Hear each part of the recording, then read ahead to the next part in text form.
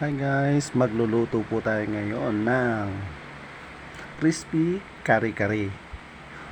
Una pong gawin natin ay mag-isa po tayo ng sibuyas.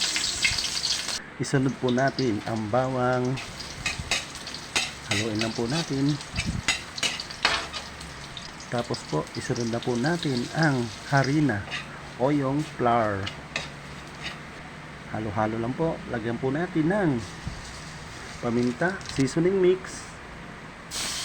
Ilagay na din po natin yung pinagpakuluan ng karne.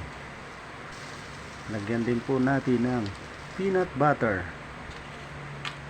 At saka po nor beef cubes.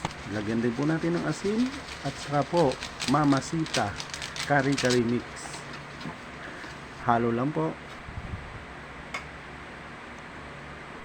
Nung kumulo na po siya, ilagay na po natin ang mga gulay na hinalbos ko na po yan.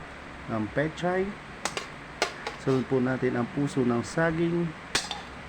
Tapos po ang sitaw. At saka po ang pinirito kong talong. Ilagay na din po natin ang pinirito nating karne.